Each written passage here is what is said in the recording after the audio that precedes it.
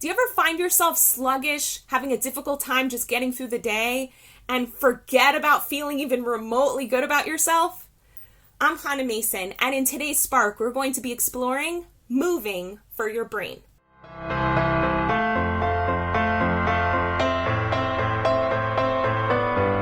So I notice a pattern in my life where right around 3-4 o'clock in the afternoon, I have a tendency to crash.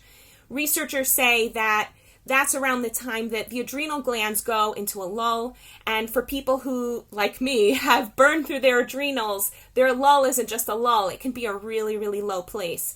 So oftentimes what I do in the early afternoon is take a nap in order to try to replenish my adrenals. But that doesn't always cut it for me. And what I have found is that going to the gym in the afternoon really helps me have enough energy to get through the rest of the day. What's challenging is that a lot of times I just don't even want to go anywhere. I start getting so tired. All I want to do is just sit and bleh. So the most amazing thing happened about a month ago. My husband decided that he wanted to join the gym too. He decided he wanted to start working on building muscle, and the running he was doing in the park was getting challenging because it gets really, really hot in Jerusalem.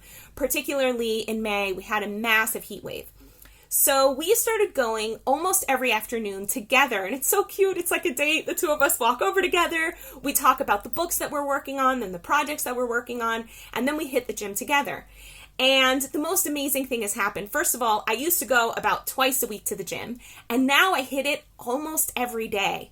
And the other thing that happened is that I'm kind of competitive, and seeing my husband moving faster than me makes me really feisty, and so I move that much faster.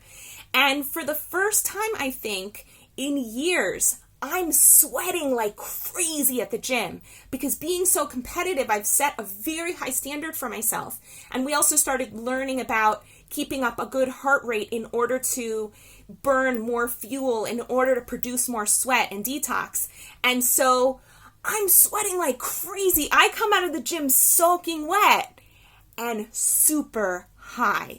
And the other thing that I do is I took the advice of Dr. Robert Morse and other doctors who are very focused on the art of detoxification. And when I get home, I go into the shower and I take a freezing cold shower followed by a crazy hot shower. And I go back and forth this way for 3 minutes at a time.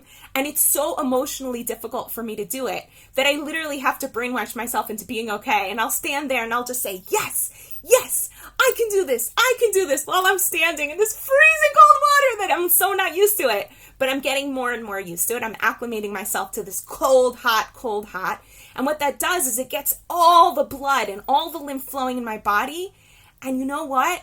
I'm noticing it's making a huge difference in how I feel about myself, in how much energy I have, in how warm my body feels for the rest of the day, which in the winter is going to make a huge difference. But the biggest piece is I'm noticing I'm getting less migraines on the days that I do this.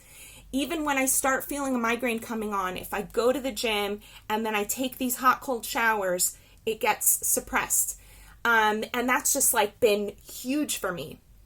Now, I've known all of this stuff about exercise, but it's so cool to like feel it in such a clear, clinical way in my body. So I want to remind everyone, what are the really, really key things for using exercise for your mental and your physical health? So we all know that when we move, it gives us energy, but we don't exactly know why. So I want to explain some things. First of all, when we exercise and we get our heart rates up, our bodies produce endorphins. They're literally feel-good hormones that make us feel awesome. And just feeling awesome does two things. First of all, you're happier, so duh. But second of all, you believe that you're more capable of doing things, that life is better, and you have more hope.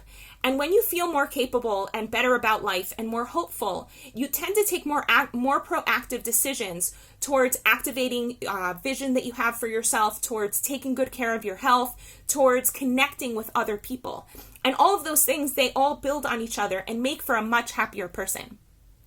So the other thing that exercise does is it moves lymph. So lymph is one of those things that like nobody has a clue what the hell it is. So I'm going to explain it in really, really simple terms.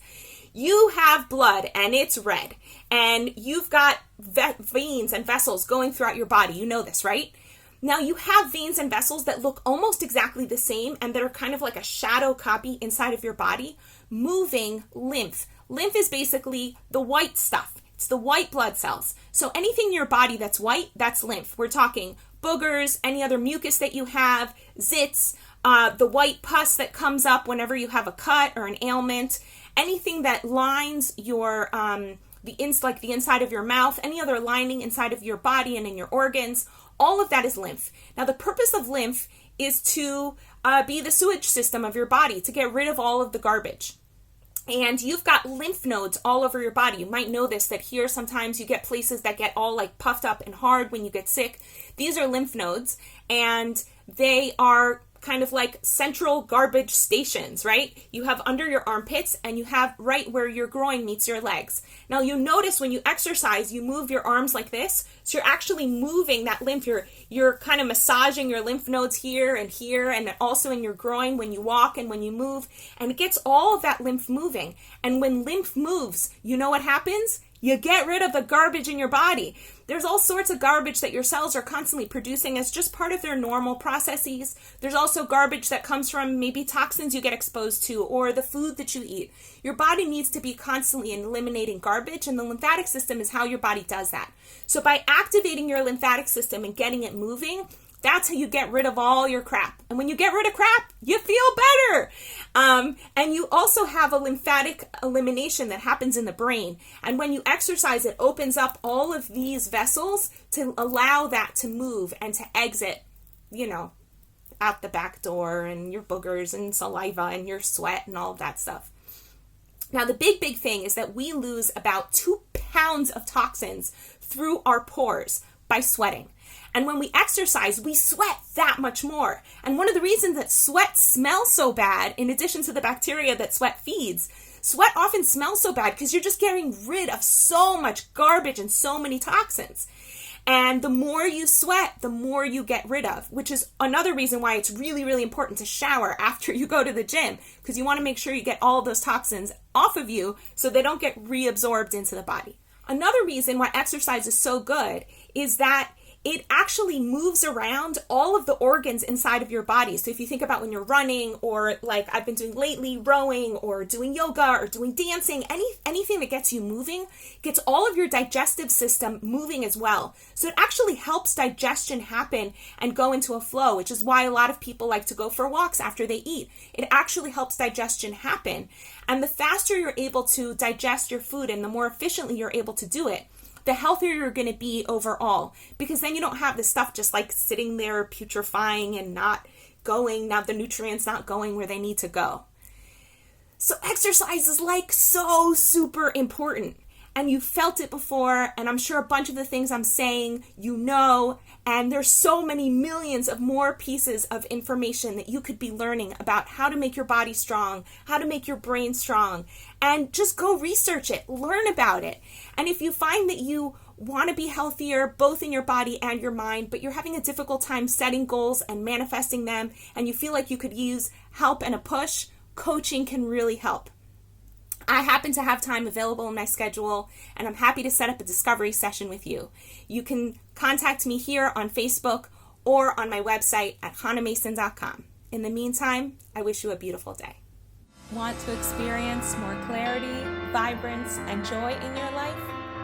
Book a discovery session with Hana at hanamason.com/joy.